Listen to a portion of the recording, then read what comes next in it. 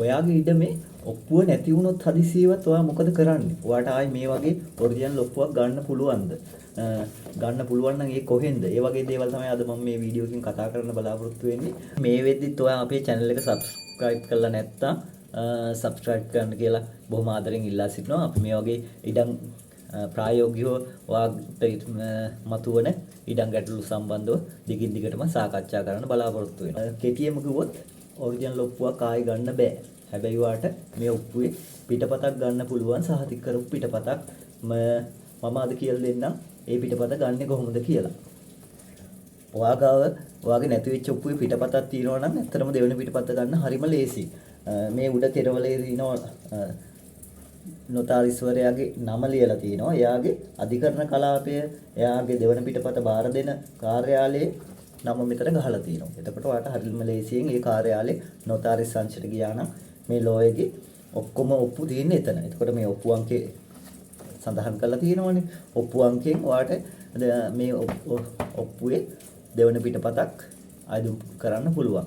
අදිසියවත් ඔයාගාව මේ ඔප්පුවේ පිටපතක් නැත්නම් ඔයාට ලියපු ලෝය මතක නම් ඒ ලෝයගේ අධිකරණ කලාපය කොහෙද දෙවෙනි පිටපත යාගේ තියෙන්නේ කොහෙද කියලා හොයාගන්න එතනට ගිහිල්ලා ගන්න පුළුවන්. නැත්නම් ඔයාට මේ දේවල් කරගන්න බැරි නම් ඒ ලෝය ජීවතුන් අතර ඉන්නවනම් එතනට ගිහිල්ලා ලෝයට ගාවට ගිහිල්ලා දෙවෙනි පිටපතක් මෙහෙම විස්තරය කියලා දෙවෙනි පිටපතක් අයදුම් කරන්න පුළුවන්. හැබැයි ඔප්පු ලියපු නීතිඥවරයාගේ නම දන්නෙත් නැත්නම් මේක දෙවෙනි පිටපත ගන්න එක තරමක් සංකීර්ණ වෙනවා. එහෙම වුණොත් ඔයාලට කරන්න තියෙන්නේ යාබද ඉඩමක හිමිකරුවෙක් කතා කරලා එයාගේ ඔප්පුවේ පිටපතක් කියලාගෙන තරමක් මේක සංකීර්ණයි ඇත්තටම ඉඩම් රෙජිස්ට්‍රාර් කාර්යාලයට ගිහිල්ලා ඒ පත්තිරු බලලා පත්තිරුවකින් තමයි හොයාගන්න වෙන්නේ ඔයාගේ ඔප්පුව.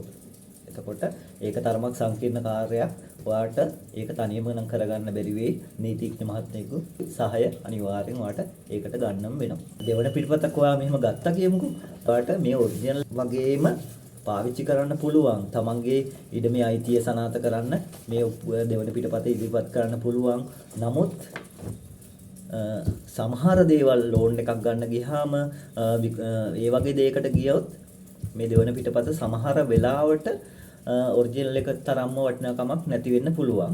නමුත් මුකුත්ම ඉඩමට ඔප්පුව නැතුව තියෙනවට වඩා දෙවෙනි පිටපතක් තියෙනක සෑහෙන්න වටිනවා.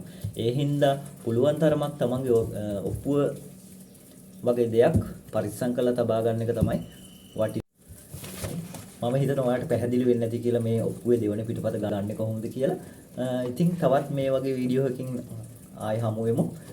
බොහොමත්ම ස්තුතියි අපේ channel එක subscribe කරලා තියාගන්න කියලා ආදරෙන් ඉල්ලා සිටිනවා.